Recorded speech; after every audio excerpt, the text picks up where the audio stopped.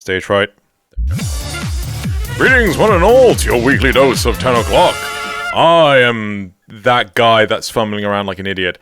That is Loz. That is actually Loz. Cool. He's over there. And our disembodied voice for the week is... Well, I kind of just want to introduce you as Tail Rigor, but I mean... yeah. So if... I'm going to put myself on the spot here. Lucas Schuneman, yeah? Hey, look at you. Getting the German pronunciation right and everything there. Yes. My name is Lucas Schuneman. I'm a voice actor. Heard in Warframe as the voice of your good old space Papa Till Rigor, as well as Nafanyo. And I think I'm one of the ghouls as well on the plains of Eidolon. I'm the, what's his name? The one with the buzzsaw. Rictus Ghoul. Gosh, that took a while. Gotta remember my own portfolio here for a second. Hi. I'm getting confused Welcome. by buttons, so it's fine. Yeah, glad to be here. Thanks for having me, and always happy to talk to the Warframe community. Well, it's honestly a honor that you are on the show. I genuinely thought you wouldn't come on because of the abuse that was Arbiter's last time. So, thank you very much for putting up with this. Well, no. I mean, no. The paycheck was nice, so that was helpful. So that was good. Right. So, starting the show, the first thing we always do every week is emblems. So you'll see in the Discord chat there are 2 emblems from randomly in the game. Whatever criteria you want to go by, which one is the winner for the week? Oh, I get to choose this one. Ooh. Yeah. So we have... I had good ones saved for guests, and I just picked that one and I'm like, yeah, that'll be fine. You knew there was a guest. No, but for super guests, I have super emblems. No. I'm not super. Oh, no. Just my characters are super. I'm not super. I got nothing. I would say just because the color palette for the first one is a little bit more Neffy, we're going to go with that one instead of the inbred one for the second one. I'm gonna be honest here. The color palette that you are believing to be Neffy, that's actually the Warframe itself. So, cool. So, you know, that's neat. Yeah. So I like the blues though, and cool. things. It looks like it almost could be like a graffiti that you find on the Orb Valis, but some Ven kid kind of sprayed over it a little bit more, and instead of making the whole like X out the eyes of Neff, it looks like the skull. So kind of cool. It works. I like it. Cool. So that is the winner for the week. However, if you listening at home want to win 150 platinum, go into the description below and you'll see both of these emblems and you can vote on which one you like the most. So everyone has a chance of winning 150 platinum. All you need to do is go and enter your in-game name and your platform of choice.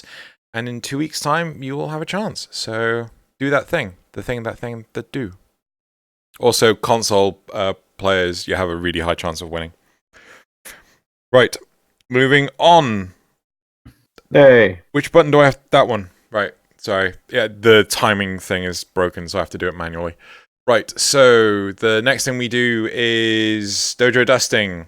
We're going to be at TennoCon 2020. If they announce it. If they announce it, which they still haven't done. Which is just like, really hope that they do it. Because maybe they're not. Maybe they're not, but like, I kind of want to book plane tickets before they get horrendously expensive. Right. So I don't want to put Lucas on the spot there, so I'm not going to ask. I'm a guest. Put me on the spot. It's fine. What? Okay. If DE are indeed running TennoCon 2020, do you hope to be there this year? I don't know why they keep bringing me back so far. What have I done? Because you're amazing. What have I done? I don't know about that. I would absolutely love to attend TennoCon for the 4th consecutive year. Holy crap. Yeah, I would love to. I would absolutely adore it. I you know what the thing is for me is that I've being there since the second TennoCon, and because the first one was really kind of like, even you talk to people at DE, they were like, we don't know if anybody's going to show up. That was the first year that they did it. They had half of the convent. They had the lower floor of the London Convention Center, but the upper floor was something else. There was another convention going on the second floor, and the first floor was all they had. No, other way around. Oh, thank you. So I wasn't there, so I don't know that. But it was one of the floors was TennoCon, and the other floor was taken. So thank you for the correction. Yeah. So they didn't know. They didn't know if anybody was going to show up. They didn't know if they were going to sell enough tickets. They don't know if they were going to pay for the space to actually do all that stuff. So Reb and I were talking about it back in the first year that it was supposed to happen, and I was like, I'm up for it if you want to do it.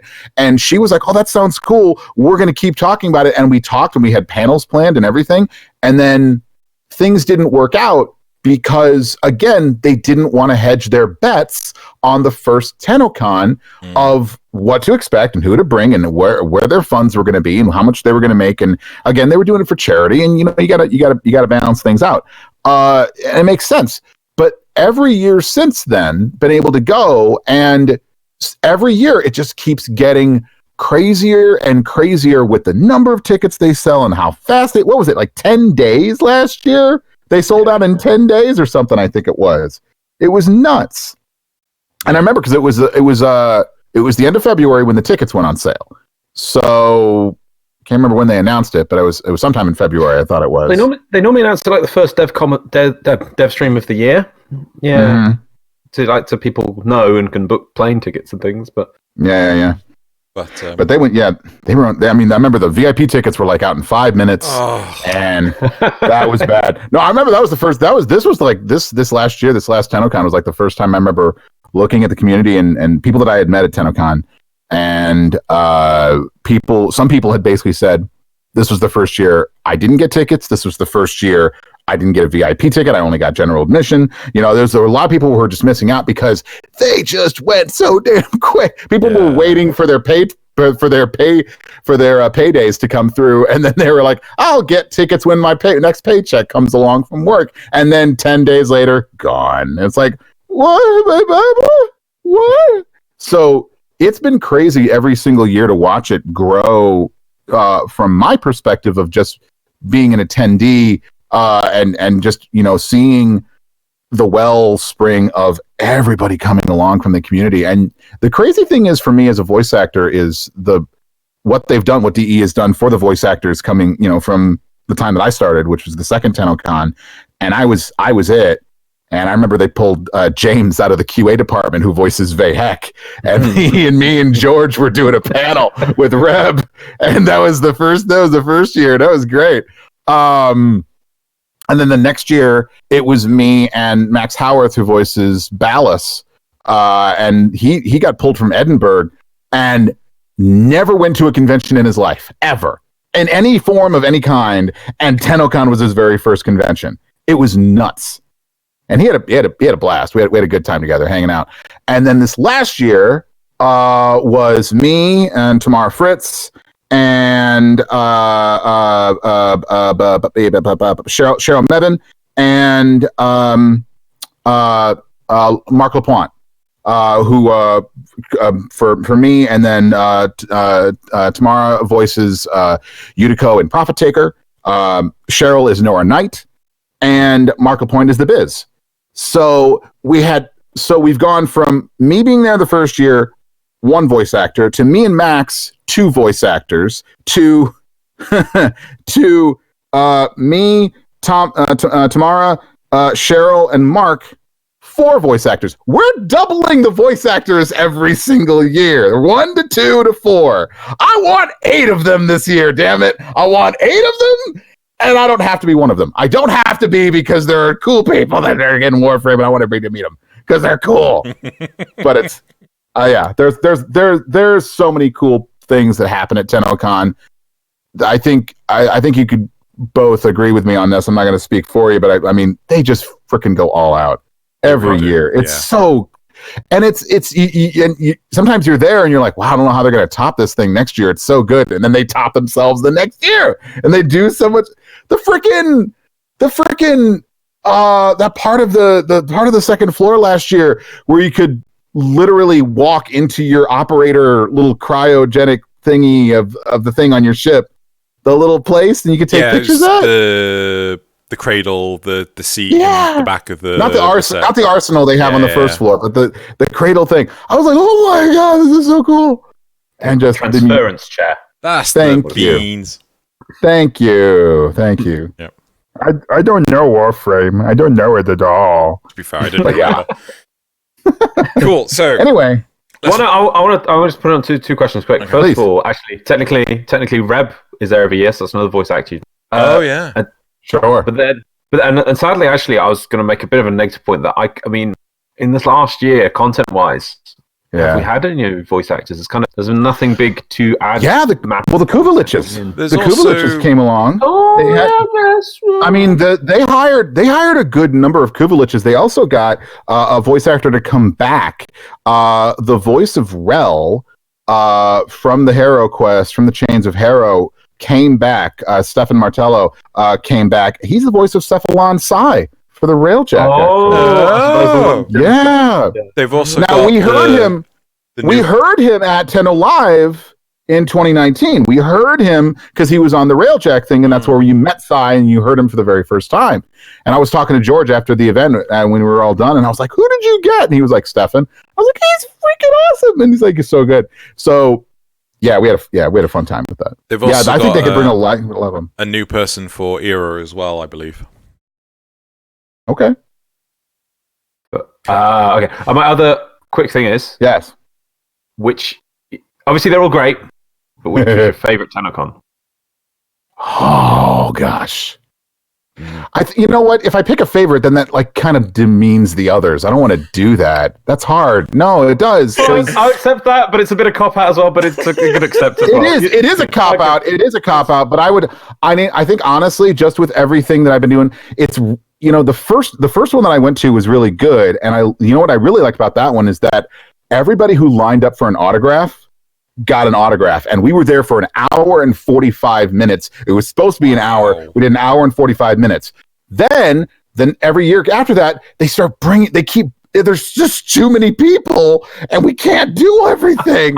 And it's like, they have a hard limit. And now they come by, and like the second and the third time I was there, 18 and 19, that I was there, there were plenty of people who didn't get autographs. The people who lined up, we couldn't get them. And I think we were there, me and the other VAs were there, and we were there for at least an hour and a half. And I think then they were like, hard limit. They're like, all right, we got to stop. It was like, there was just a snaking line of people last year.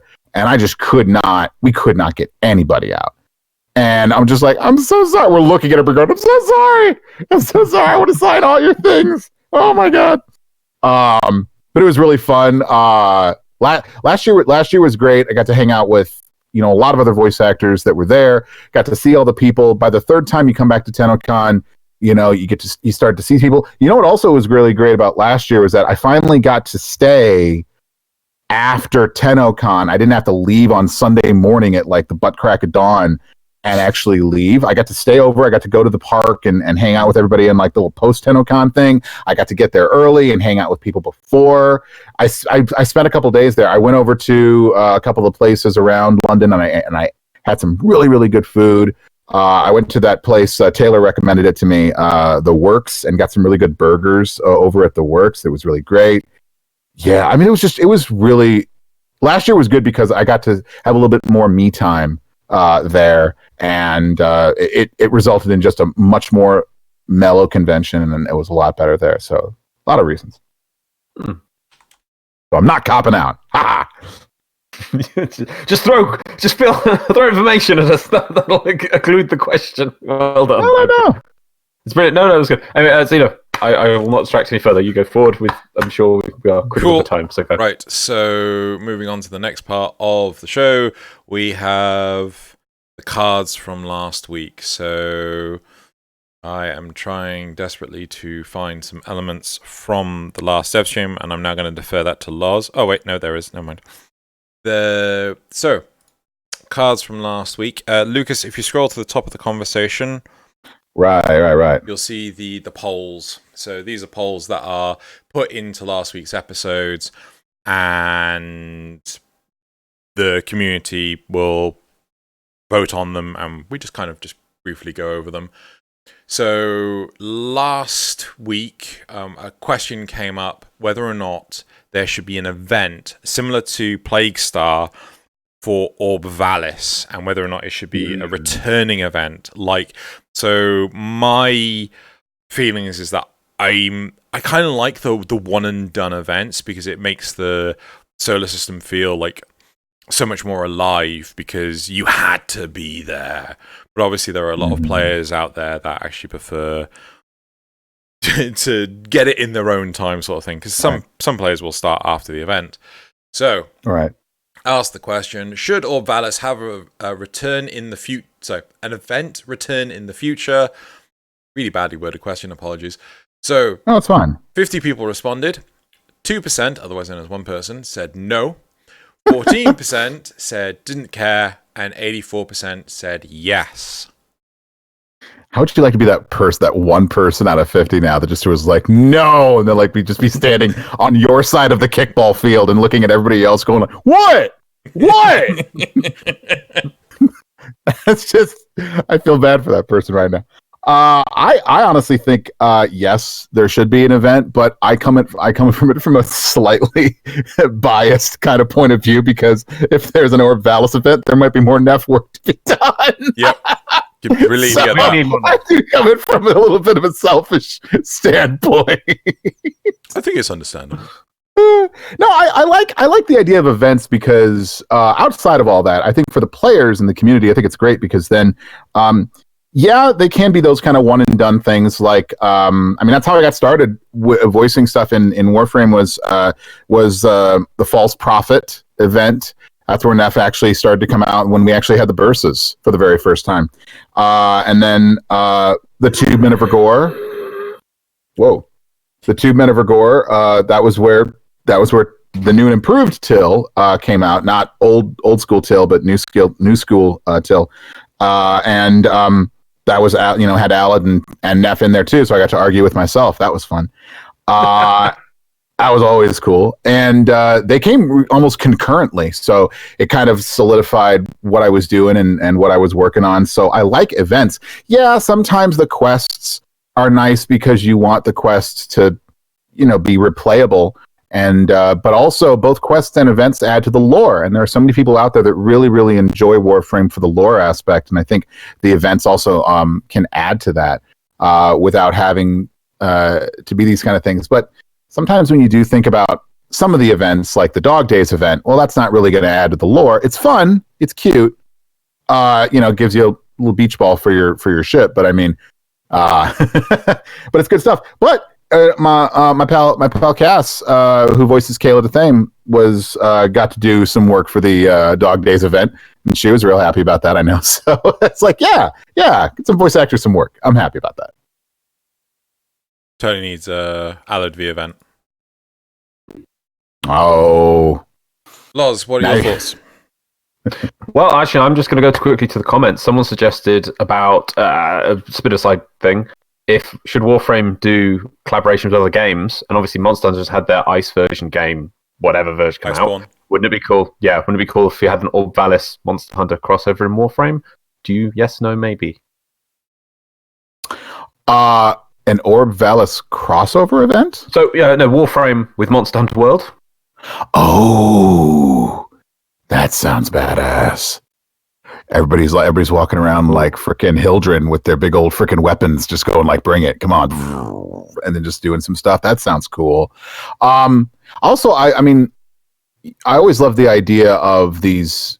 Would you guys consider like and I'm asking because I don't know, but would you guys consider like the Profit Taker event being or what was the other one? The second one was the Extortion Exploiter. Thank you.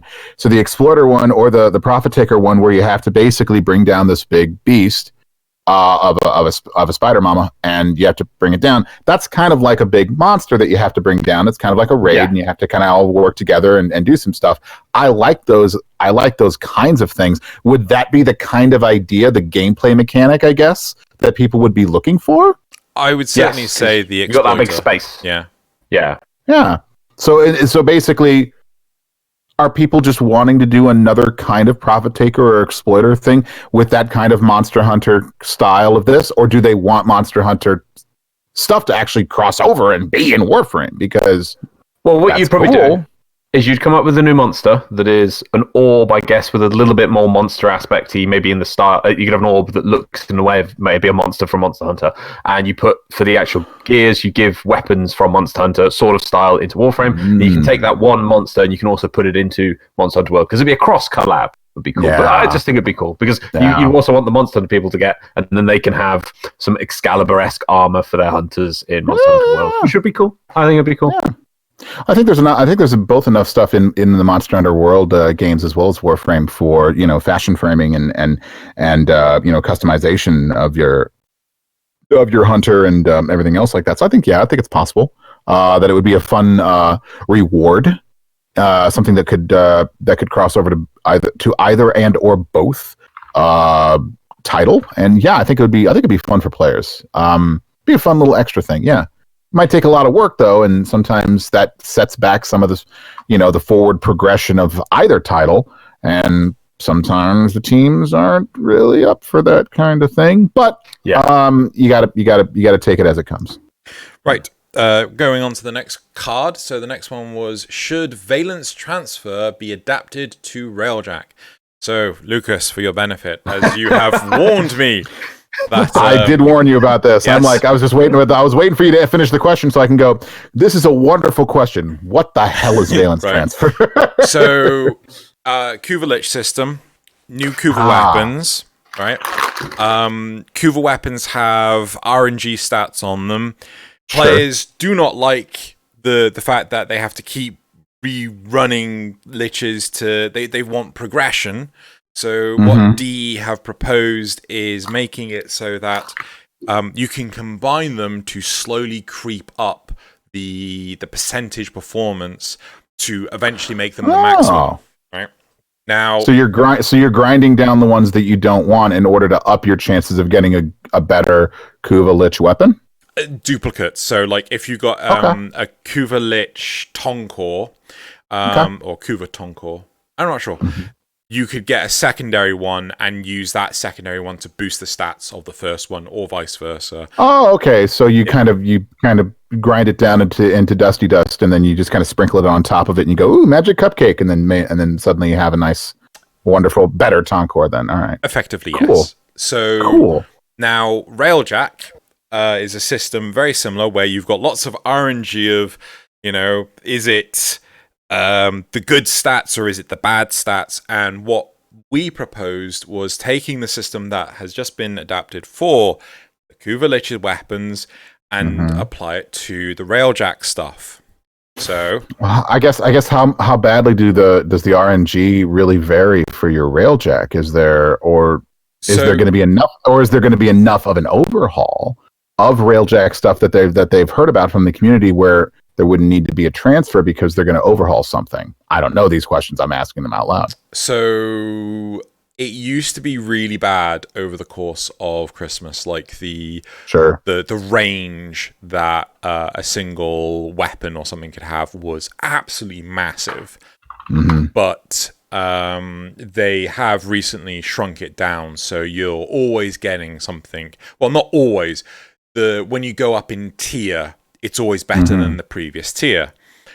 But the difficulty is you're still farming to get the god tier weapon.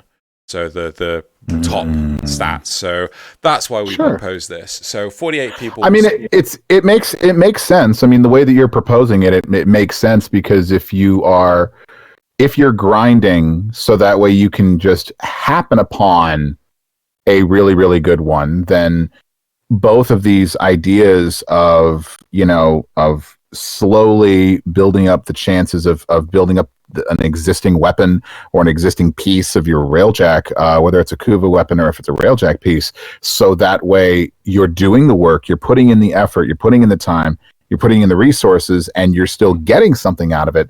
That's the reward that you're actually putting out there. I think that that's a positive reinforcement.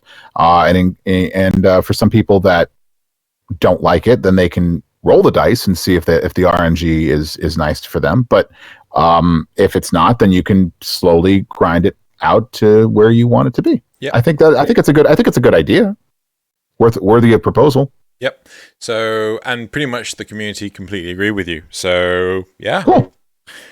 Cool. See, after that long thing, I've gone, Lucas, this is a good change. Say yes. That's what I would have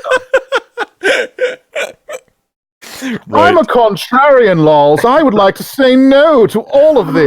The investors have told me differently. Right. So, moving on to the next card. So again, the Lich changes, which we've already spoken about, where people are able to. So this episode was came out before the recent update, and so these changes are already in the game.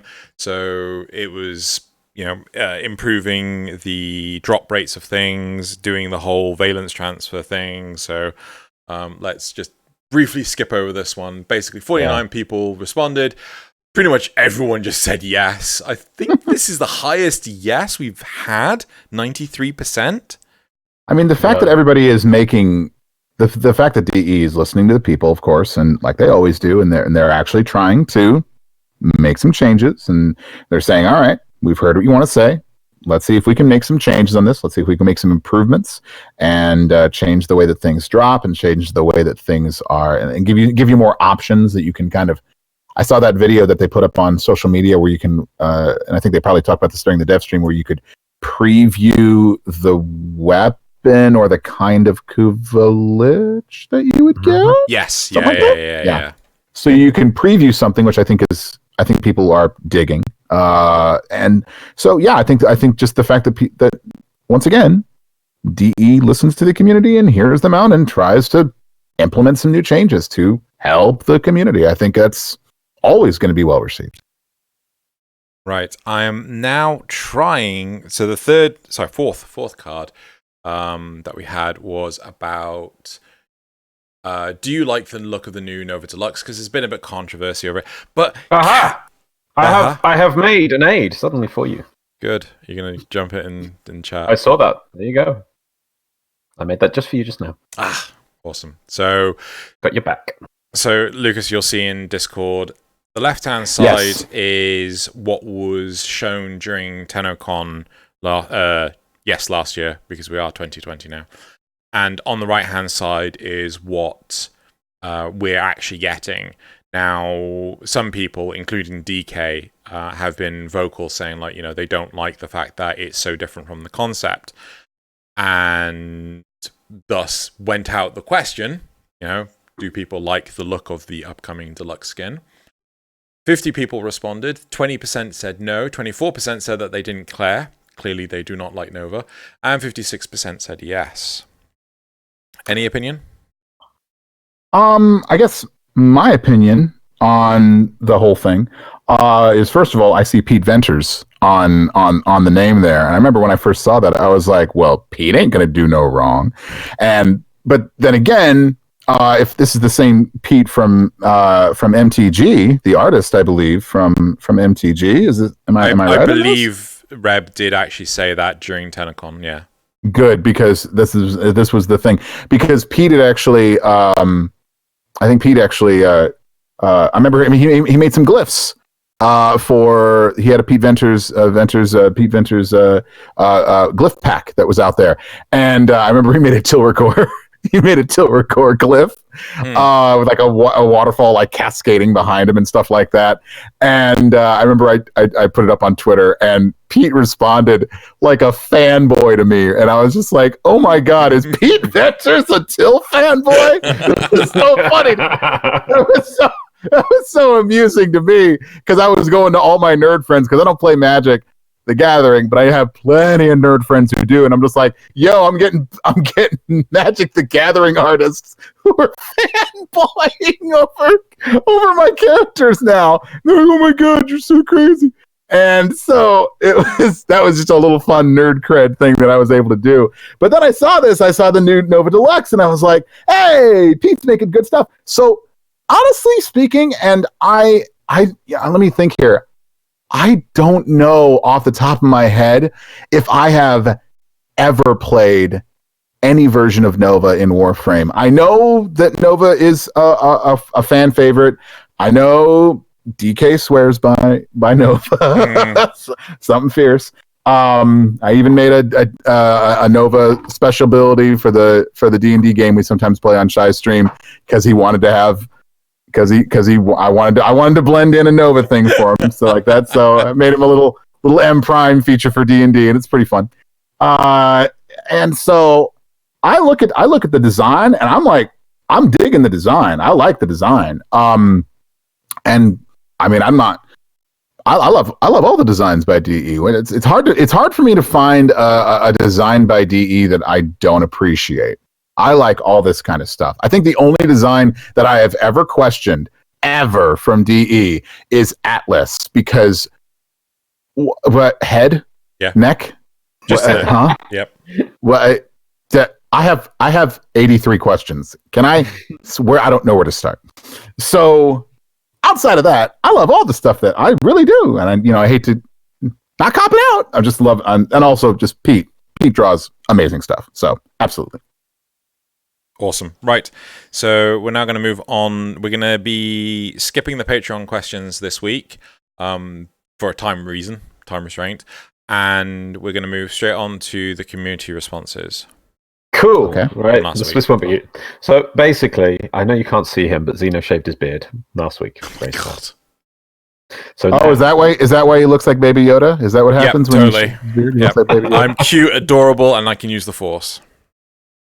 Well, we're going to go you could do that last time. I mean, that was what? Yeah. It wasn't cute and adorable. That's why I didn't get into a fight with you at TennoCon. You just bust out your lightsaber on me. Whoa. Is that me? Don't think that's you, Loz. Oh, okay. Well, is that you, Lucas? Your microphone's. That's fine. No, whatever it was. It's gone. Right. So, to quickly go through some of these points that people have put. Cortanis001. WTF, where did the beard go? Why? When are we holding the funeral? Fell off Thursday. Xeno, you look like... So this is from Shidhata Sen. Xeno, you look like a hobbit who became an alcoholic instead of a ring bearer. Jeez. Carlo Estella. Xeno lost his beard and he went from caveman to barista. What? Am I making coffee for people now? Am I getting that wrong? I think they're making a hipster comment now. Oh, I'm a hipster because I shaved. Yeah. Yeah. That... You had so much beard hair that you had to reverse the hipster process and shave it off. Oh, okay. So it was hipster to shave it off. Yeah. Awesome. You went so far back with your hipster now, you might as well just put on a green apron because you're barista now. So that's what okay. Next. Awesome Todd says, Xeno, you look like a sexy Seth Rogen when he shaves. It's crazy. But also, he is always wrong. So, you're always wrong, apparently. Awesome Todd says. Cynical No Look says, when Xenogelion shaves, he de-ages into a delightful bearded cherub. I'm not wearing a diaper and putting wings on my back. And lastly, Joshua Minnick. I can never get this name. Minnick. No, apparently, yeah, Mincha. No, you don't pronounce it. Can't say this name. Anyway, RAP Xeno Beardian, you will be missed. Please come back for TennoCon. I'm not having a full-blown beard in that heat. It will kill me. Lucas, for your benefit, in the UK, it gets about 28 degrees is hot for us. Mm-hmm. Yeah. Mm-hmm. Yeah. So when we go to Canada and it's like 34 to like 38, yeah, it is death territory for us. Oh yeah. And it's July, it's the dog days. It's July. It's trying to, it's working it through. And that's sometimes why you actually want TennoCon to be rainy. When you go, just feel like, please, humidity, cool please, down something. Yeah. Rather than last year when it was just like, yep, we know we're going into a heat wave this year. Yep. It was hot. It was hot last year, yeah. We were leaving the brunch and we were coming over, across the street. We're coming over the convention center. Everybody's lined up, and it's me and Megan and Reb and the voice actors, and we're just walking along, and we walk around, and Reb's sporting her entire JoJo outfit, and coming across, and she's posing. She's JoJo standing in the middle of the frickin' walkway. I know I've told this story a couple times before and in other places. I become a dad. My dad mode gets engaged immediately. I'm like, get across the road. It is hot. We are getting inside the convention. Stop JoJo standing, Rebecca. We are getting it. Like, it was too hot, and it was too hot for JoJo standing in the middle of the street. I couldn't handle it, and I was just like, Reb, get in there. And I was. Oh, JoJo! I'm getting old, and I'm getting cranky when I get. Oh, also it was JoJo, so I had to put a stop to it. Right. Are we on to topics now? Yep. Cool. Right. All right. So. I have lost them. There they are. Right. So, topic 1. I'm professional. I do this well. More maneuvers need to be immune to enemy grapples and drags. So this is someone complaining about scorpions. Right. Topic 2. So, we're just reading out the titles first. Topic 2. Odonata flares don't work. And topic 3. They've never worked. Add Kuva Lich node to Railjack. Right, so starting with topic 1. Right. The grapple type knockdowns might as well be hit scan for how easily they snatch you out of the air. They're practically unavoidable unless you play this game like a Dark Souls boss fight and if you're facing infested. Bullet jumps and slide attacks should be knockdown immune. Tackle forward combos should be knockdown immune. It's hardly tackle if I get snatched out of my forward somersaulting lunge half the time I'm in one. Right now, it's still a crapshoot if you're getting snatched out of the air regardless of what you're doing. So, my first question is, Lucas, how annoying do you find those enemies that just grab you and drag you along the floor? Oh, was one of them the scorpion thing from the Grenier? Is that the one? Yeah. Yeah, that's bothersome. That's bothersome because I don't like to play Warframe melee. I like my range stuff. I love my sniper rifles. I love my bows and arrows. I'm just like, when you want to pull me in for a hug, it's like, well, I won't be away. I won't be away. Why are you doing this? But no, yeah, it's annoying. But if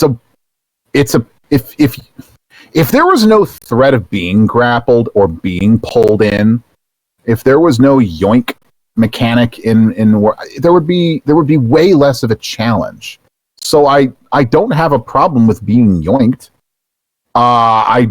It's a mechanic of the game that I've come to I don't want to say deal with or accept, because that makes it feel like it's something I don't want. But no, it's something that it's a part of the game. I don't think that you should get rid of it, because then I think you're gimping the game for yourself. I don't think that you should do that. My good sir, that is an incredibly amazing response. Oftentimes you hear many posts and things where players do not like something, and as a result, they want it gone. The fact that you are incentivizing this as a form of challenge because you don't like it is actually really heartwarming. Well, no, you appreciate the nuance in the situation. It's not just, oh my god, that annoys me. Get it rid of it. It's like, well, why is it in the game? What is it doing? I mean, two things. One, it's an element of game design. I mean, if from a game designing aspect, you want a game design aspect that doesn't necessarily, I don't want to say challenges you, but has the ability to manipulate your own forward progression or your own mobility within the game. If I add in a mechanic to the game that doesn't allow you conscious control of where you're moving, then I get to manipulate how you have to traverse through the game. And that makes it might not make it fun for you in the moment, but it doesn't mean that it needs to get rid of. And the second point is, if you do get rid of it, I don't want to try to freaking pull the term up again because I hate the term, but it's the cancel culture. You can't just get rid of something if you don't like it. You can't just go, oh, well, this has given me discomfort in one instance of one time in that moment of happening, and therefore I never want it back again. Really? That's all or nothing. Really? Are we all Sith Lords here? Is there only black and white? There's no gray area? Is that come on now. Come on. Accept the Force in your heart. So to expand this a little bit further forward, or actually further the opposite direction, some Warframes like Atlas easily has the ability to never get knocked down if his feet are on the floor. Oberon has the same ability when he is standing, or anyone is standing on hallowed ground. They're knockdown immune.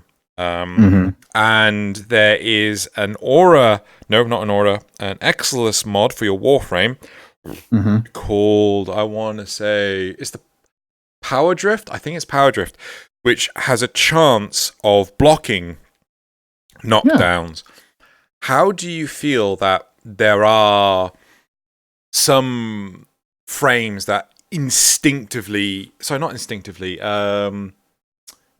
have this knockdown immunity built into them? The word you're looking for is innately. Thank you. There it is, innately. It's true.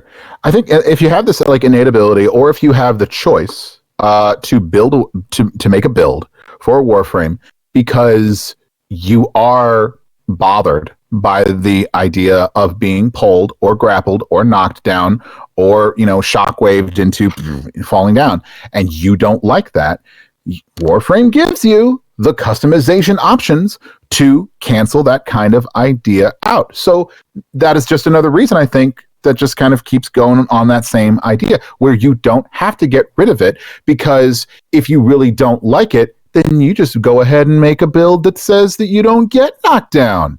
It's the Chumbawamba defense. You don't have to get knocked down and get back up again. They're never going to keep you down.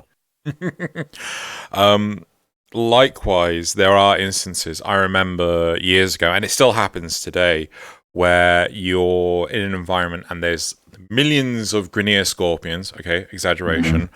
Millions. And they decide to pass the parcel where one of them will grab you, drag it to you, and then another one will grab you, drag you to them, and then another one, it will happen like 2, 3, even 4 times, right? Do you think that there should be some sort of immunity period after it's happened to you? Nope. Okay, interesting. For the same reasons that I've been saying before. Though, but I think of this: if you are in a place, if you're in a location, if you're in a level, if you're in an event, whatever you want to call it, if you're in some sort of raid where you find yourself in the room with 30 scorpions that are in the room, you put yourself there. I'm sorry, that is your choice that you decided to be there, or the RNG was heavily not in your favor. Run it again, see if it happens like that. But there are ways to get out of that. There are abilities. It's interesting. Can you knock down and grapple? Can you do that same thing? Can a Scorpio grab an operator? I don't know. I wonder. So I mean, immediately yes. I'm thinking to myself, like if you just kind of like bamf into your operator mode, I wonder if you could like get out of I don't know if that would fix it. I don't know if you could fix it. I don't know if they'd be like, well, you can't do that. I don't know. I don't know the mechanics of it well enough because I have a hard time with operator mode. I'm kind of bad with that. I'm going to ask in my Discord. That's why I don't face Eidolons very well. and my moat amp is like level 1 or 2 max. Yes, moat amp. Moat amp. That's how it should be, Loz. How it should be. Hey, that's my thing. Don't you shame me for my moat amp. Though I would say that while Xeno's quickly checking with people on that, the suggestion that the person is saying here is actually, if you think about it, points at which you actually have lost control of your character. Things like when you're bullet jumping or doing a slide attack. And there's those moments when that's when you can still get grappled. I don't know if you guys think, what about a Xless mod that means you can't be grappled or you can't be pulled down when you're in the air? Agreed. As long as you're airborne. Agreed. Would that be all because it then, does? as long as you spend the customization mod, to do it, because then what you're doing is you're saying I don't want to be grappled, and if your play style is very much based on wall running or bullet jumping or sliding attacking or something like that, and you don't want to get grappled and you don't want that interrupted, then if you build it like that and you spend the customization point to do that, absolutely. People are saying yes, you can be as your operator. There you go. But I mean, if you create an option that makes that happen, then you, or better way to say it, if an Xless mod, as you say, if it actually existed where you could do that, and it would say, immunity to being grappled or knocked down or whatever you want to call it, or being pulled or yanked or whatever, and if that option was there to put into an Xless mod slot, I think what you have then is you have this any argument that comes by that says, well, they should just get rid of grappling, automatically canceled out. It's like, well, just put it there. Because if your argument is, well, there's a mod for that and you can do it where you don't get well, I don't want to spend my well, you know what? No, you're done.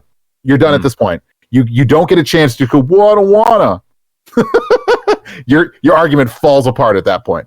So I think giving people the option to have that would correct the idea of having to remove grappling from the game of any way. I'm just asking now, is there actually a mod that already exists? Because I don't know. I don't think there is. Because, I mean, it is a pretty strong thing. It is, I mean, that is the equivalent of what some Warframes have as a passive or an ability. Put it in a mod's pretty powerful, but it would also work in synergy with the ones that are existing, like with Atlas. That would make Atlas completely immune to these because where your feet are on the ground. Atlas is. Oh, sorry. Yes. People are saying yes, there is one. I know that there is one that's for duration and knockdown resistance. I can't think what the thing is called. But and that's quite a commonly used one, mostly because of the added power duration. So yeah, but unless that yes is actually for someone else, sorry for the previous question. So I'm noticing not many more responses. So yeah, Loz is looking it up, like the thorough scientist that he is. I mean, you've got your Prime Sure-Footed, 100% chance to resist knockdown. Is that an Xless mod? Yes, that one is. There you go. Prime Sure-Footed. It's very expensive, and it's primed. It's very hard to get your hands on. That's the login day one, isn't it? Yep. Yeah. Your classic one, which is 60% Sure-Footed. You've got weird things like shock absorbers, 20% damage resistance on knockdown. I don't think that mod ever gets used. That's going to tie for worst mod with warm coat, for God's sake. So I'm in complete agreement with Lucas. Lucas has made a phenomenal case for this. And yeah, I mean, if there are mods out there that can... I mean, yeah, okay, fine, Prime Sure-Footed, you have to wait till you can get it on the login day thing. But yeah, I mean, if you can mod into it, it's your choice. But all these mods are either rare or primed. I think an uncommon mod to do with while in the air. Maybe it could do something else Wasn't as well while in sure-footed? the air. Sorry, what did you say sure-footed was? 100% chance to resist knockdown. Not primed. Regular. 60%. And no, but is it rare or is it? It's rare. Oh, okay. So prime sure-footed is the only prime one. All the other ones are rares. Right. Okay. Okay. Tempted to say, should how should knockdown resistance be addressed? I mean, without primed sure-footed, you'd have to use sure-footed, fortitude, and power drift to get 110% knockdown resistance. That's 3 mods at the moment, and that's obviously in the ground and in the air. I think an uncommon mod, 5 cost, because these are also very expensive mods, for in the air, I think that would be 1 mod, job done. So, there you go. With 110%, does that mean that if the enemy tries to grapple you, there's a 10% chance that it actually knocks down itself? No. But come on, it should be. It should be, though. This isn't a Kamehameha wave that you can force back onto Vegeta. It doesn't work like that. I get that reference. So, right. Should we move on to the replies? I feel like we've got quite a settled opinion here. Yeah, let's move on to the replies. Pretty frustrating when 3+ Ancient Xmas or Scorpion units target you at the same time, clipping you in the same spot, not being able to escape, or anything even worse. Or anything. Even worse if you're in the point of the endless mission where they one-shot you. Yeah. Pretty bad. Yeah, but I mean, you shouldn't be at that point. Surely at the point where they can one-shot you, you want to have left. Maybe not. Take Atlas. Next reply is, it also means you're stuck in that stupid animation that feels like it lasts as long as the damn drag. Now, here's something we've always said. I mean, you can mod again for this knockdown recovery, so your Warframe just flips back up. I would still really like to see a quick time event when you get knocked down. If you as soon as your Warframe hits the ground, if you time it right and you push jump, you instantly flip back up. I've always wanted that in the game, and I don't. Maybe it's too hard to put in, but I remember we ran that as a poll twice, I think. And I think maybe even DE ran it as a poll once, and it was very popular all times. Yet, it's never come of anything of it. What do you think, Lucas? I think if you introduce a mechanic that would be this way of doing it, I think there would be. Is this related back to the grapple and the knockdown, or this is just purely just falling? So what Loz proposes, if you get grappled, you hit the floor, right. You hit space just at the right time, or jump, you get back up immediately. That's what Loz is proposing. Because it's a reflex. You're a ninja reflex. It is. Maybe. I'm trying to think about it mechanically, that if you did that, if you hit the jump at the right time, I would think some people. Well, yeah, no, it's a possibility that they could experiment with to see exactly how it would work and what range of what window you would have to hit that jump button in, how big the space would be. I would say that if you're being pulled, I would argue that you couldn't get up from that. But if it was just being knocked down. Well, that leads us to the next response, which is, I wish we got a little QuickTime-esque prompt to cut the line with our Parazon, which is the new knifey blade. Hacking knife thing, yeah, and that keeps the enemy from doing it again. Now, I personally actually think mobs can only do it once anyway. A Scorpion can't repeatedly pull you, can they? I don't think they can. No. Yeah, but I would like the idea of when you're being dragged, you could on that one you'd cut the line instead. That'd be kind of cool. But yeah. I think if you seriously just had any kind of like slashing weapon for a melee or anything else like that, perhaps you could do it like that, or with the Parazon, you could do that as well. I think what would be a fun risk reward idea. This is just coming off the top of my head. Mm-hmm. If you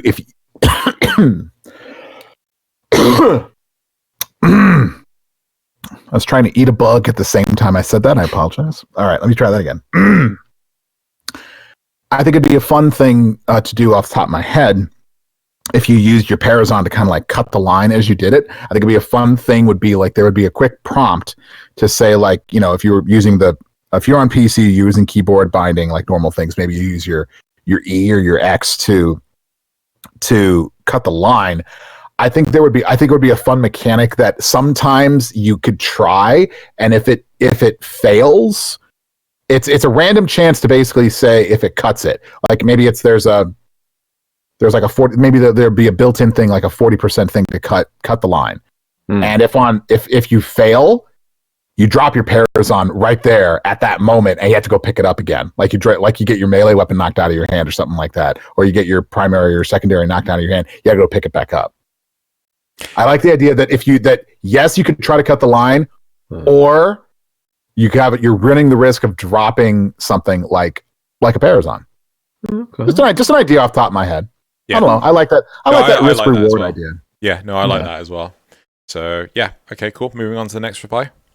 The best way to fix the issue is to adjust the enemy targeting to a narrow cone directly in front of the enemy, where if the player were to cross out of it, it would no longer connect.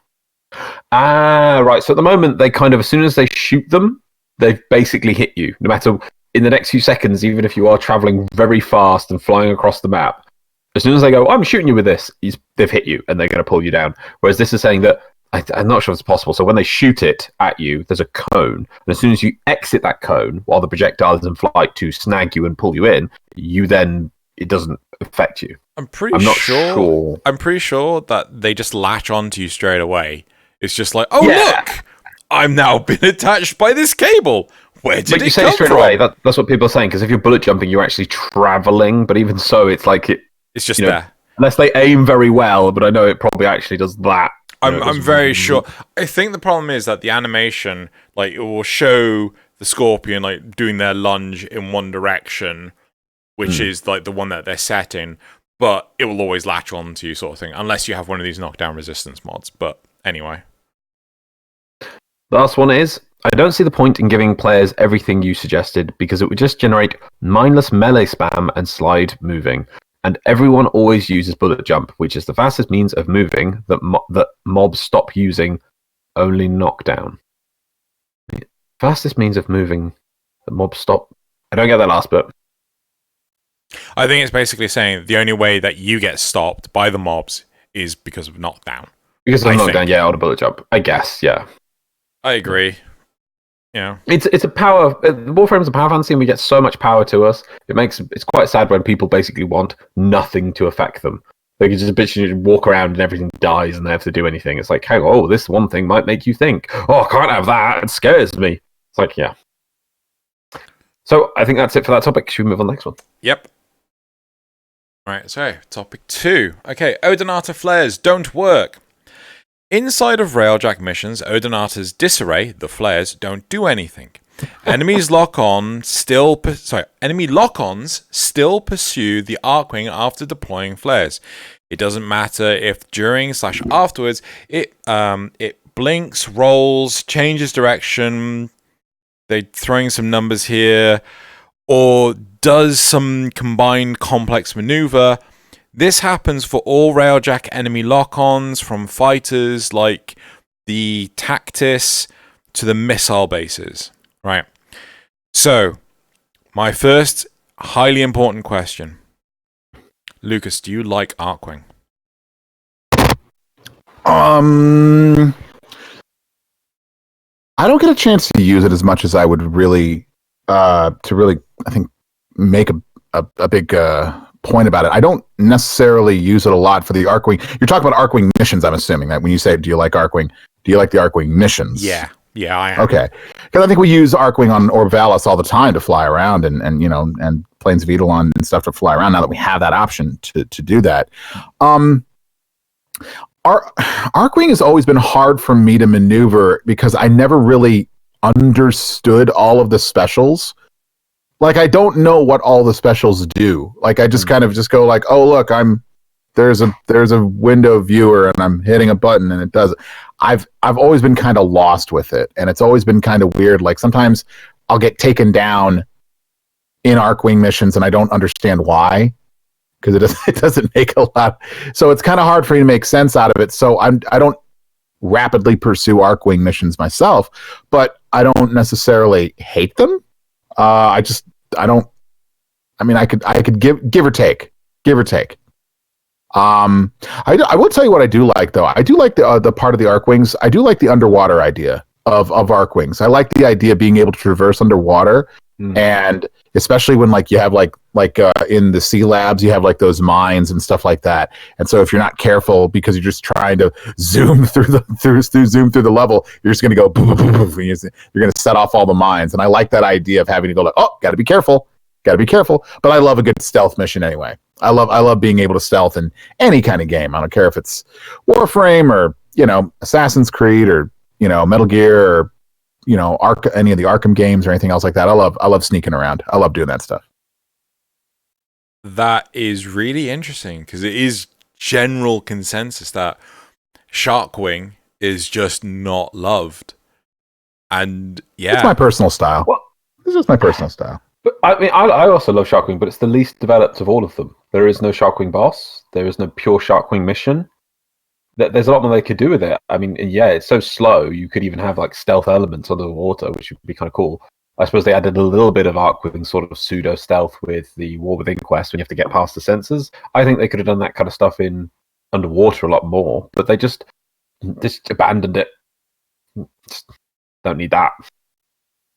I do think a lot of it comes down to the fact that because there is so much option when it comes to Archwing, like, I just won't do it.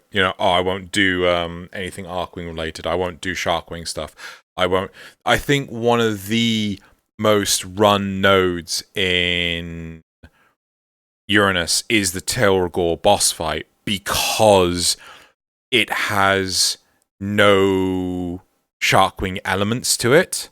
It does. Does it? Yes. Yeah. When you fall into the water in the boss fight, you turn into Sharkwing, and the whole objective is to get out of the water again. And that's it. Do you need to have... But I'm pretty sure that the map is designed so that none of the nodes, none of the tiles that link up to Tilragor will ever have a connecting thing that is Sharkwing related. I'm pretty sure to get the junction to the planet, you need your Archwing. You do, but I've just gotten this nagging feeling that to do Tilragor's node just does not generate. Well, sometimes even on I think it's Titania, that's the actual node for the boss fight. Yeah. I think there are just like random entry points where you start in the water or you have to go through the water with the way that the map is generated. Yeah, so sometimes you just have to go through the water. Sometimes you even start in the water. I know that. Yeah, but you start in the water and you go forward 10 feet and you get out of the water. Yeah. No. I'm not talking about like during the boss fight. I'm talking about like in the actual running up to the labs and stuff like that. Like you can be there though. Yeah. There's one of the spawn tiles does have you start underwater, but you literally start underwater, you go forward 10 feet and you get out of the water. That is the starting tile on one of the tiles. It's like, couldn't we start underwater and do some cool stuff? No. I would have loved in my opinion, the Tilragor boss fight should have had a section where it's underwater, where you fight him underwater. Wouldn't have that been like, that'd be great. You could have like submersible arms bits and things. It would have been, you could swim around and no. I love the idea of Till firing instead of like firing off his fists and like flooding the thing. He's got basically he's got like torpedo fists and he's shooting them through the water at you, or he's got depth charge fists now and he's like pew, pew, pew. That sounds cool to me. I mean, I thought that fight was going to have that section because he floods the room. Let's have the section where he fights. She's like, you can't get me down here, Tenno. I was like, and he can. If you stay above when he's underwater, he just keeps chucking mines at you, and you've got to fight him underwater. But no, I felt that that was clearly meant to be there. The fight set up that's going to happen because the environment changes in such a cool way, and then it goes right. There's some water now. Yeah. The whole point of the water is to get out of it. No. And I like the idea of like there'll be people like, but I don't want to go in the water, and they're taking their gun, they're just shooting into the water, and nothing's happening. They're just like, nope. Get it in here now. You have to fight me down here. Right. So, how are you doing that? You just putting your finger against your lips? No. That scares me. Because I'm magic. Yeah, you are. But, cool. So, going back to the original topic. So, in Railjack, you have the option of getting out of your Railjack, mount your Archwing, and then fly and attack either enemy fighter ships or the crew ships.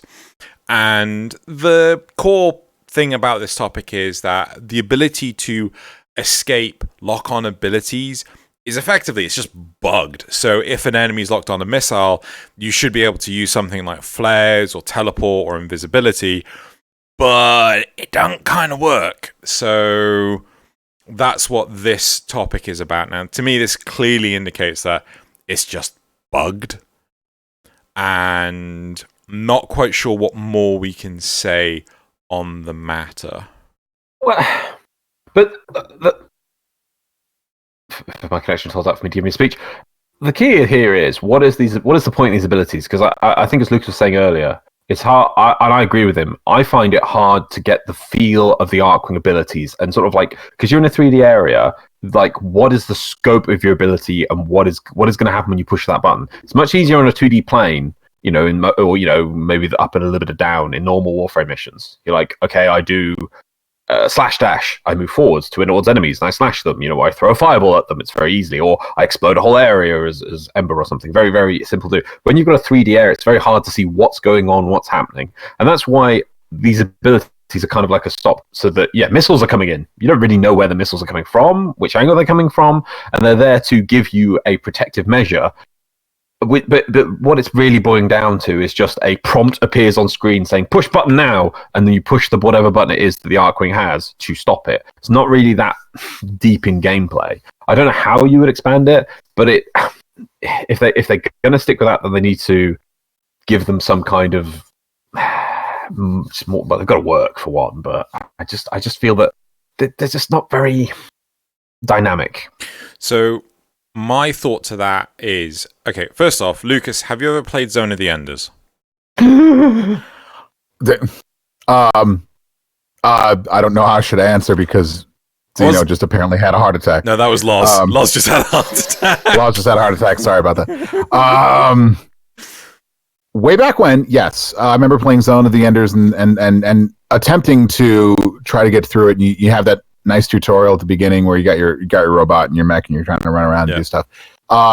It was hard for me to keep playing it though. I liked the idea of how they were trying to build the story, and I liked it. But yeah, it was hard for me to keep playing it. But I played it for a little bit. So the important part is that when you're flying around in your mech, it had this ring that would appear around you that would point in the direction of where the bad shit was. Yeah. I remember that. Yeah. We have been saying for years since Archwing came out back in, I want to say 2014. I want to say 2014. No. No way. No, I'm pretty sure it was. I want to say. Did Archwing come out? Did Archwing come out before I joined up in 2016? Pretty sure it was, because it was Limbo's Theorem that had the first Archwing stuff. Okay. So you guys know the stuff more than I do, but okay. Moving on from that. Ever since we've had it, we've been saying that there needs to be a 3-dimensional map. Now, you really can't do that in a game where you do not personally interact with the map, because you can't spin it around or anything. You're always stuck with it on a 2D plane. So have this ring thing where it just goes bad shit that way, bad shit that way. So when a missile's locking on, you know which direction it's coming from. Yeah, that would work, yeah. That'd be good. You could also then get behind rocks. You or if you want, you could maybe flip a shield on, like the Odinat has a forward shield, and then to face the incoming threat. Yeah, especially if you're in your kind of 140 degree view, probably of what you've actually got in front of you, because it's not full 180, it's probably only about 140. If it's not in your direct field of view, I'm not sure what the button is. I'm thinking that there's a button where you can basically hit it and you just kind of go, and it takes you a second, and you kind of go woo, and you do a 180, and you basically turn around. And then if you are turning around and you're like, all right, now where's the threat? I know there's something behind me. What are you, and then you can. But yes, I agree with you that if there's any kind of sensor that can tell you where things are coming from, where the enemies are, where your objective needs to be, all of that kind of stuff, not just bad stuff, but I mean, good things. Resources, objectives, allies. Where is everything? Put it on a ring. Where's the fucking railjack? We need to hire Beyonce to come over to DE and put a ring on it. I mean, let's just do it. Let's do it. The other thing, if you love Archwing, put a ring on. Yep, I totally would. But the but they won't let us. Yeah, but the sorry to butt in. I'm just looked it up. Update 15.0 was when it was released, which was October 24th, 2014. Yes! There you go. Yes! Right. Wow. But the other thing that I want to consider is because you guys were saying how it's difficult to gauge when you press an ability, what does it do? Should the abilities have more flamboyancy to their visual fidelity? Can't believe I said two big words in one sentence. But also bring the camera further out from the player so you can actually see more. Yeah.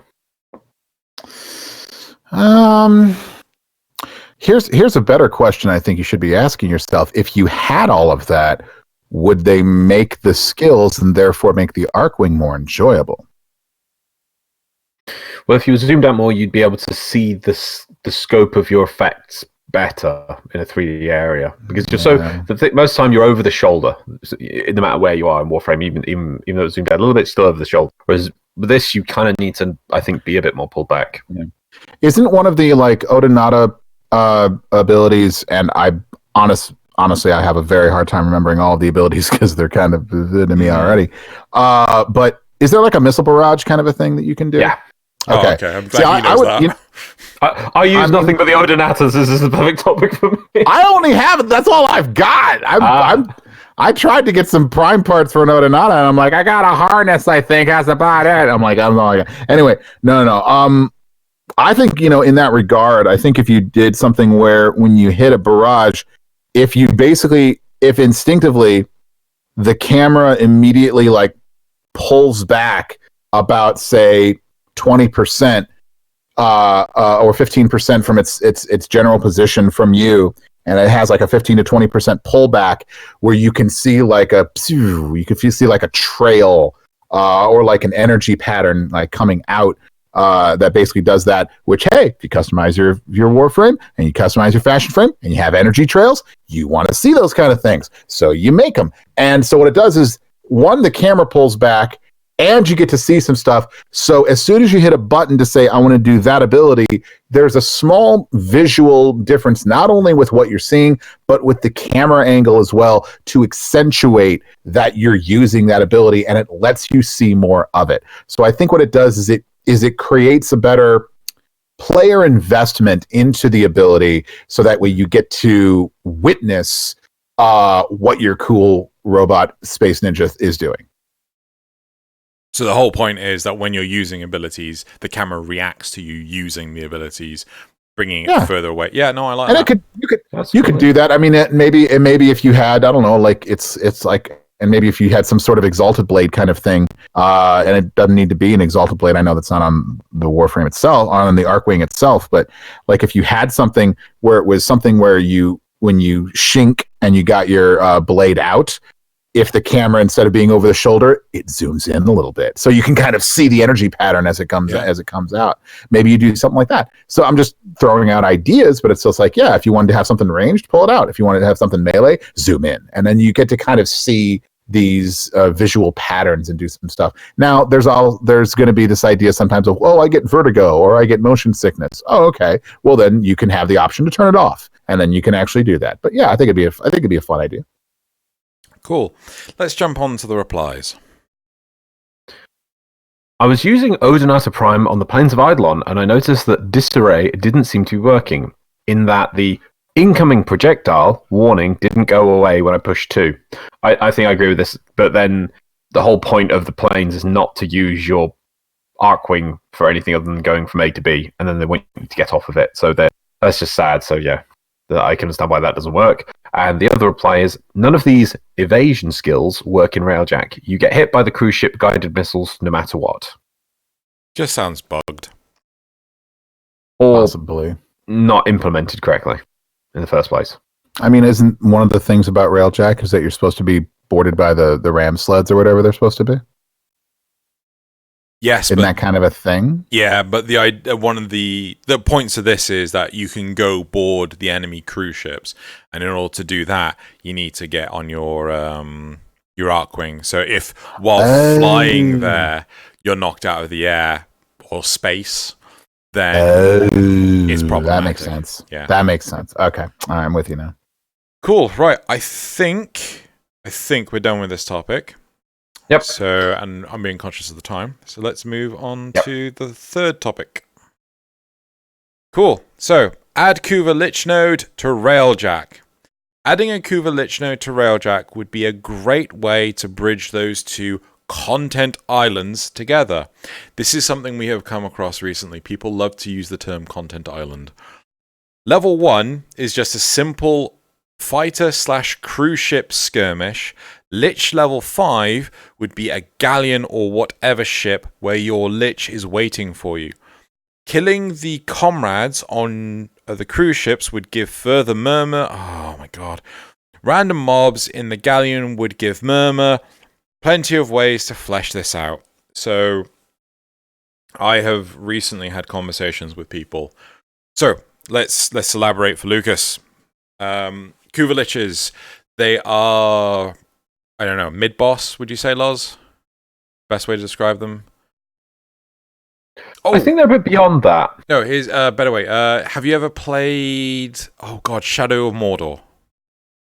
No. Although I would really like to voice in Shadow of Mordor or any of the games that come along with that kind of series. I'd like to do that. Okay. I got some orcs in my back pocket. I could be an orc for you if you needed one. But unfortunately, no, I have not played Shadow of Mordor. It's on my list of many games to play. But yes, too many games, too little time. The immortal problem. Yep. Okay, so basically, the premise of the Lich is you go find a larvling.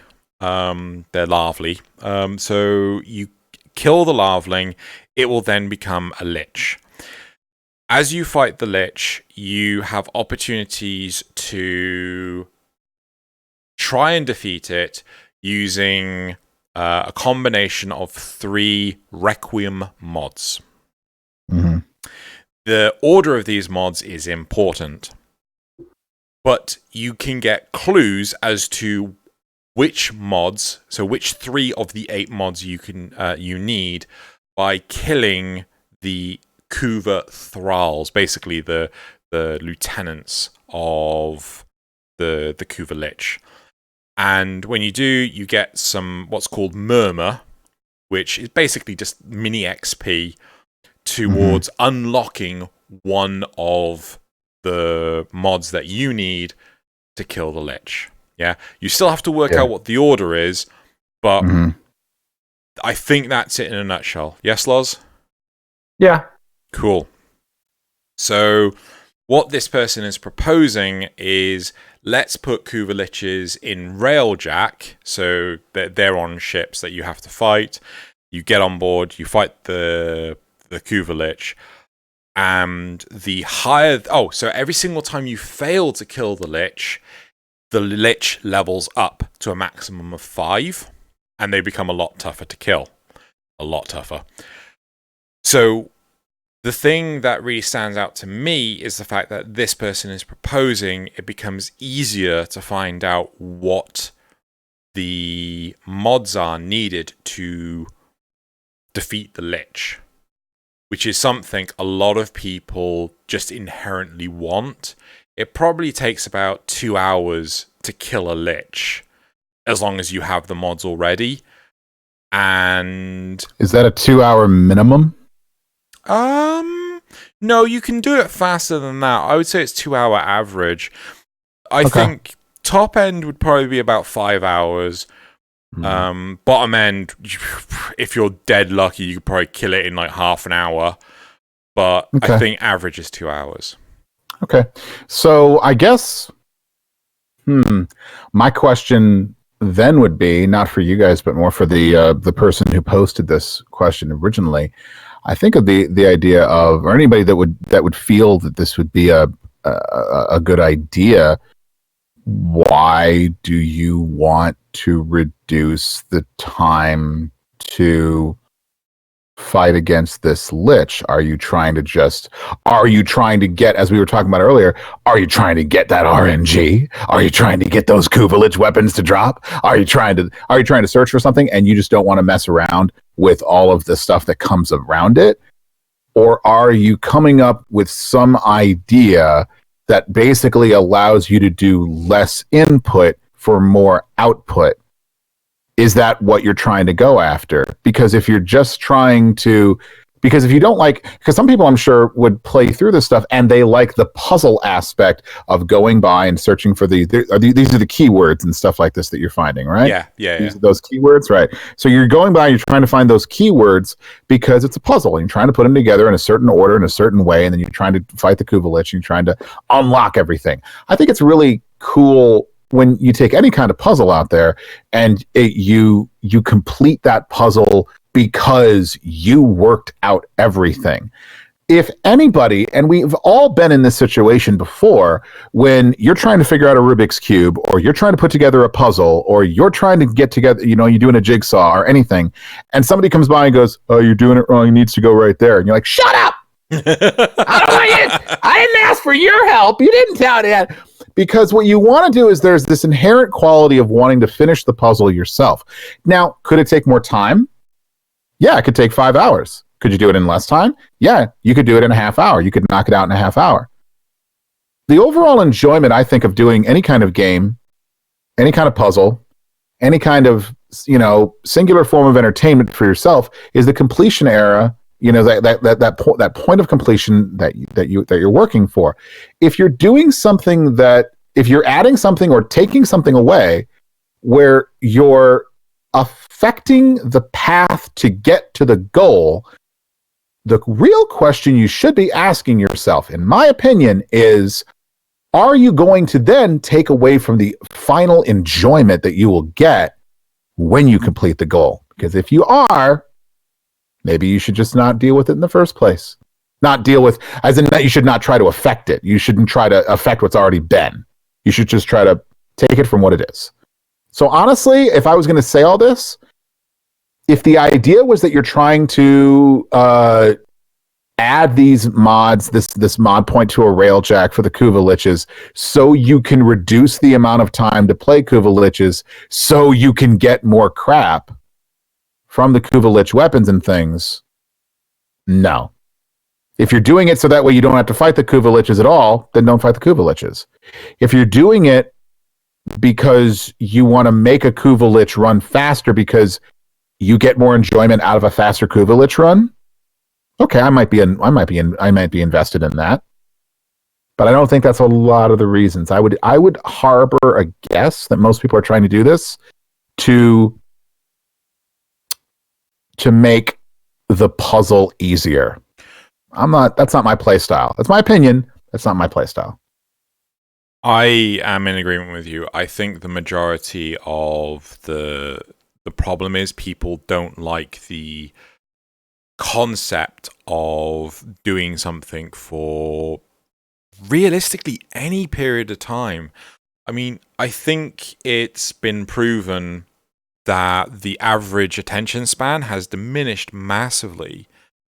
I remember listening to what was I listening? I think I was listening to a podcast, and they were saying, years ago, the average lifespan of a meme was like months, if not years. Now it's like 4 days. The average lifespan of a meme. Yeah. Can we? Oh. Yeah. Oh. I have to lie down. Oh, Jesus. Oh. Well, no, I mean, it would constantly come back in various different forms. No, I'm with you. Yeah. But it's now 4 days, is what you're saying. Yeah, now. apparently. 4 days. So it's after 4 days, people have completely forgotten about it. And they've moved on to the next meme format. You're right, Xeno. We can bring Hamster Dance back. I have no idea what the hell you're referring to, but yes, I like that commitment. You don't know what Hamster Dance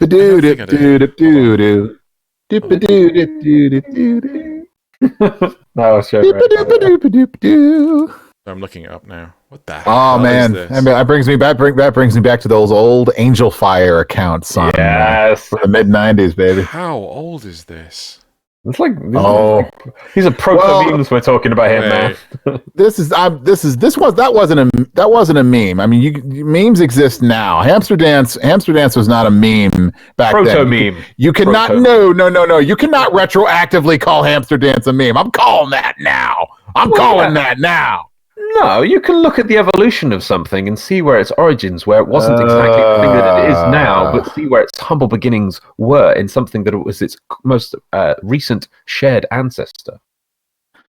I mean, you can tell me that chickens evolved from velociraptors, but that doesn't allow you to point at a velociraptor and go, look, a bird. No, you can't do that shit. That doesn't happen like that.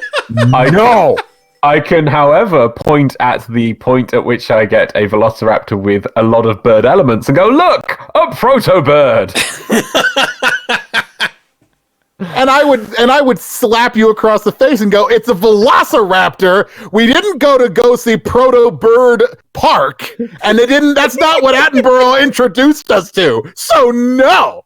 But it's not like a velociraptor. Jeff Goldblum did not pose sexy on a table to talk about proto birds. No, this is not this conversation we're having.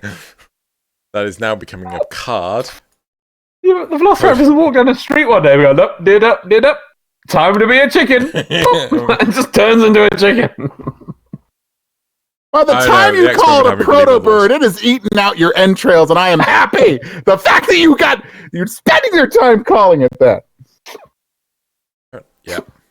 This is now a card. I am happy about this. So I'm passionate about this subject. I'm not sure if you can tell, but I'm... No, couldn't tell. I'm passionate. Yeah. I'm glad you let me know. Wait, card. Why is this not working? Look, there we go. Right, cool. So we were talking about Cuba Liches. Yep, that's what we're talking about. Correct. So the idea of modding these Cuba Liches and changing them around for the aspect of puzzle making and stuff like that. But yeah, but you were saying about how short attention spans were. Yes. And then we got onto the meme thing. Holy crap. Yeah. No, we didn't. No, we were just talking about proto memes, and I was like, shut up with your Hamster Dance proto meme. That's what I was saying. Personally, but that proves how our attention span was so short. No, it doesn't. We were talking about something else.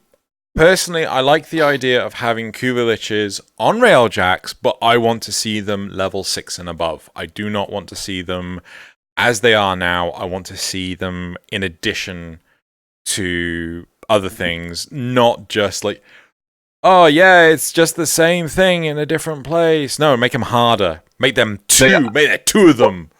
What you're saying is don't just get the 2 things and just slam them together and go job done. Get both of them and let them evolve together. Oh, you are a dick. But like, you can't just put ham and cheese together and call it a sandwich. I actually was being serious. I just put them all up there. I meant it's just saying is you don't just take them together and go, look, stick that and that, job done. Take them and go, right, what can we build onto the Lich to the next stage and then make it move into, I'm not trying to use not the word use evolve here, develop into a bigger thing that's better than the original parts. Yeah. Right, however, I'm conscious of time, so I want to say, let's get on to the replies. Yep. Okay, first replies. That would be a horrific sight, but I welcome it. Cuba Lich needs to roll up in his own railjack. Well, galleon. Yeah.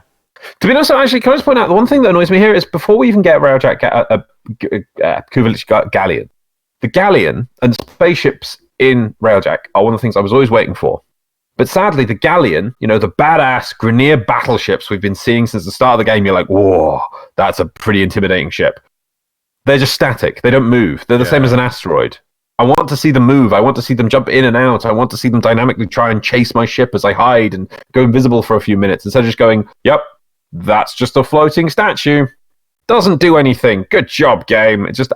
You need to see that before anything else, because then so that we can see it, not just let's go blow up this asteroid base, and then the Kuva Galleon just appears out of nowhere. Look, that's in your way now. Whoa, how are we going to deal with that? Instead of just look, it's there and it's not moving.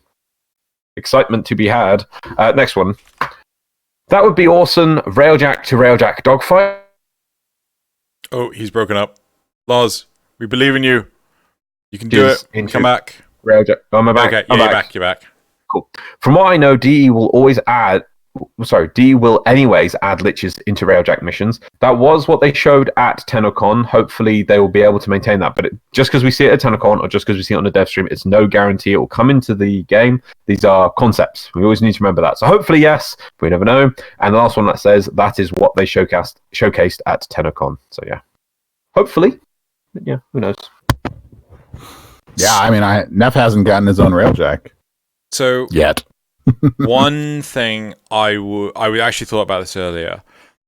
One thing that has always confused me about the boss system within Warframe is like often you'll kill a boss and then they won't come back for months, if not years. Sargus Ruck was the big one where he didn't get reused for I don't know how many years. Oh, ages. Was it 4 years? And then he came back for Pacifism Defect, and it was just like, holy crap, he's still alive. One thought that came to mind was, what about Kuva Lich bosses? Actual Kuva Lich forms of existing bosses. Cough Tilragor. I would actually say no, and here's my reason why. I think one of the reasons that Kuva Liches are so kind of appealing to the player base is because they're supposed to be unique. They have their own unique name, they have their own unique style and weapons and things like that for you. So when you want to make a Kuva Lich that everyone fights, does that detract from the unique Kuva Liches that you get as an individual player? I would say yes. So I would say if you had a Kuva Lich variant on an existing boss character, now you're talking. Now you're actually making like a Kuva Lich form of somebody like, Vehek or Tilragor. I think that'd be fucking cool. Yep. I think that'd be great. I think that'd be great. And honestly, another character I thought about immediately as you were talking about the ones that, gone away. I think, Fraud Beck is another one that's a wonderful example of ones is that, he did. He ain't come back. Is he dead? Because you defeat him on Ambulance Reborn and you blow up the ship and everything. But was he on the ship? Right? Did the bridge section actually detach? Who knows? You could what if yourself into oblivion with that kind of stuff, though. I mean, you could always do that kind of stuff. That's why at the end of the demo that we did for Tenno Live 2 years ago, 2018, that's why Neff was like, prepare my whatever I call my escape pod. I'm leaving now. The Void has other plans for me. Yeah. Because they wanted to, you couldn't blow up the crap with Neff on it. Yeah. So it was like you had to, that was their way of saying, okay, he's gone. They didn't say that for Fraud, but they didn't not say it. Yeah. There's that thing. Cool. Right. I want to say more stuff, but I think we should move on. I want to ask a question because there's a chance I'm going to get. Mm-hmm. Okay. Right. So it's a question because.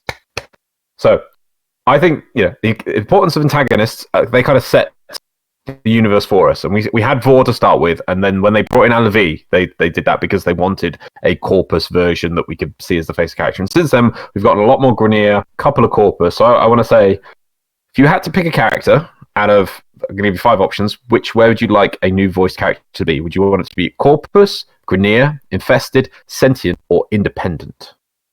You can make a character. Well, because you're saying new, I mean, we have like Lephantis, that's like Infested, right? Yeah, there's also Jordis.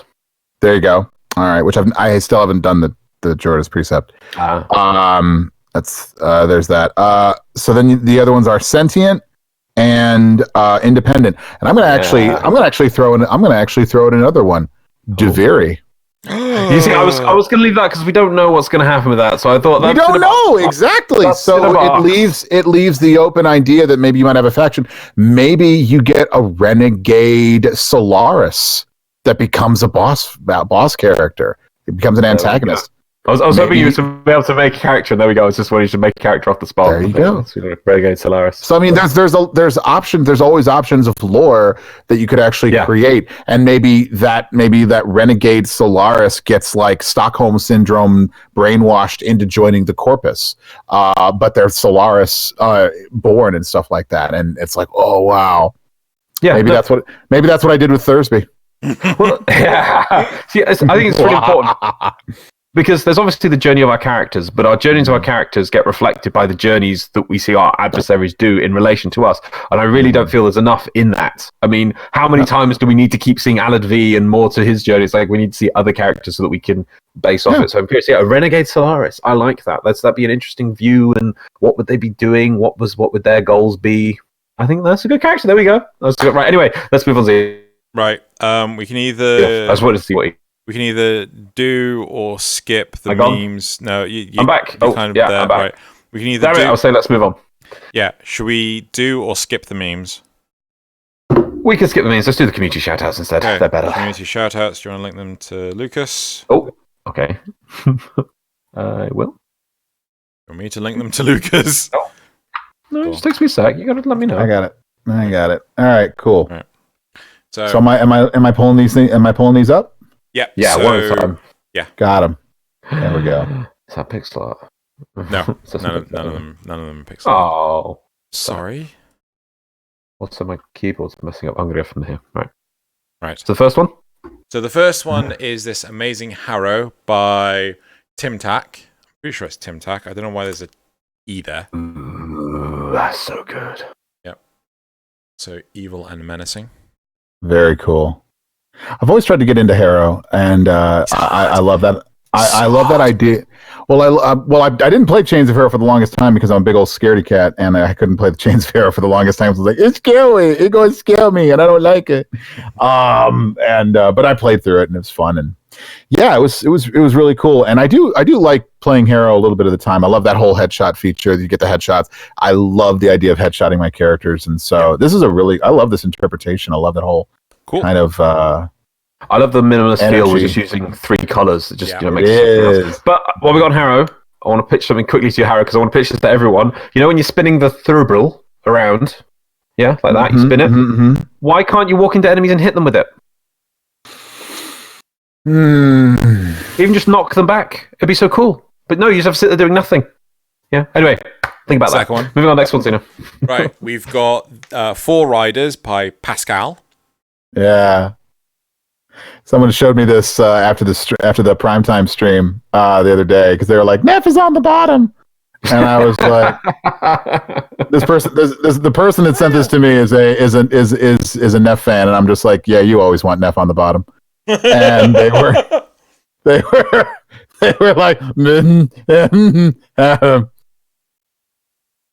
so that was funny. No, this is really cool. Yeah, I love the little 4 horsemen of the apocalypse kind of thing going on. I love it. Yep. It's great. Very cool. Shout out to Cataclysm at the top. What? Oh, is that the Abomination Cat thing? That's, better name pendings. Look at that. Right. The third community shout out is this Monster Girl Evara by Le. Ooh. Yep. See, I like the idea of saying her colors are very Breath of the Wild inspired, and that I like. I don't like the idea that it's a Monster Girl Evara. I like the fact that it's a a Zora inspired kind of thing there. I just finally played through and beat Breath of the Wild for the very first time in across November and December of last year. So I'm this is good. I like this. I love Avara too. So this is just really hitting all the points for me. Well done. Well done. Right. The fourth community shout out is this gorgeous Wisp by Serdaki. Serdaki. Yeah, I love the fade out of the very bottom there, and it's very cool. Yep. Does that look purple flames at the top there on her head? Yep. That look cool. That's awesome. Very nice. Indeed. Very nice. Right. The fifth community shout out is King of the Seas by Veldemoth. Veldemoth. Yep. All right. Veldemoth does a lot of good stuff. And then the last one, the sixth community shout out, Prisma Angstrom by John. I think it's Berger. John. I think it's Berger actually myself, but it might be Berger. But no, John's awesome. John made the Lex Prime, the Aklex Prime, technically, for TennoCon, I think 3 years ago. And the Vacor Heck. The Vacor Heck, he did that one last year. Yeah. I actually have one of the two. I have one of the two from the Aklex Prime. DES has the other. And when you guys were over at the last year at the museum, when you went over and you saw the Lex Prime, I have its twin. I have it myself. John sent it to me. John sent it to me because I said, "Oh my God, those look really, really great. That'd be really cool." I said, "How can I get one?" He's like, "Send me your address. I'll send you one." I'm like, "What? No, that's not what I said. No!" And he did it anyway because he's freaking awesome. And I love this stuff. I saw this the other day and I was like, "Dude, you're so freaking cool. You're so freaking cool." He's so good about all this stuff. It's great. Cool. But he said he's bringing this one to TennoCon, so it's really neat. Nice. As long as it happens.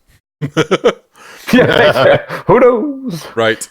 I think we have just about enough time to do the quote, Loz. Right.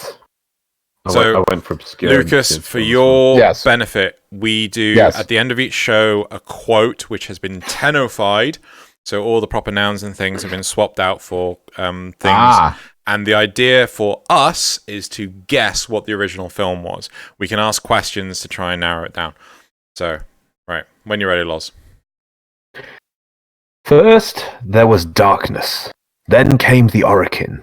They were a race as old as time itself. They had mastered the ultimate technologies. The ability to alter physical... You cut out, great. Alone. You cut out. Loz? Civilization. Loz. Oh, am I going? You cut out. Am I back again? Yeah. What time? Where did I get to? Just start again. Okay. No. Well, actually, it was first came the invention of the invention of the. They had mastered the ultimate technologies, the ability to alter physical reality by will alone. They called this ability transference, but they were dying. Their civilization was in decline, and so they abandoned their cities, seeking a cure for their own mortality. Their endless journey brought them to a small set of planets in the farthest corner of the galaxy, our star system. Here they thought they had finally found what they had been searching for.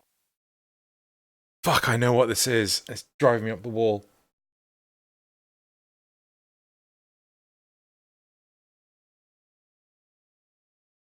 Before or after 2000? Before. 1998 is a film from 1998. Yeah. This film came out, I think, a year before The Matrix, and it's very similar, and people have drawn a lot of comparisons to it. I've never seen it, but it looks like a really dark film. Like, really weird. Oh, shit! Lucas, do you want to try? Because I think I know what it is. You go right ahead. Dark City. Yes. I've never seen this film or heard about it, but it's basically the same plot as The Matrix. Yeah. I've heard a lot of good things about it. Yeah. It's a really good movie. It actually has Kiefer Sutherland in it, and I want to say Jennifer Connelly. Loz is like, I don't know who the actors are. I didn't look. But people have names? Yeah, honestly, it's actually a really good movie. I do recommend it to people. So yes. Anyway, Lucas, thank you so much for being on the show. It's been thank you. Absolute delight having you on. Very refreshing. And yeah, we actually made it in time. Yeah, you did. Yep. Thanks for letting me hang out and talk Warframe. It's always great to talk to the community and talk to everybody about it. And I may not have as much knowledge as you guys do about all these things, though. But I'm always happy to share opinions and share thoughts. It's always great to hear. And where can people find you? They can find me. Easiest place to find me is on Twitter at Lucas the VA Ninja, Lucas the voice acting ninja, doing voices you don't hear coming. At Lucas the VA Ninja.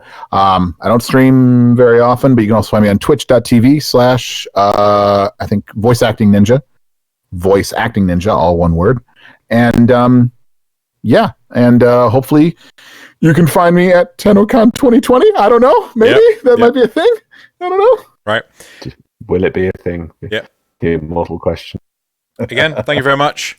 And we'll see you lovelies next week. Bye-bye. They can't see you, Loz.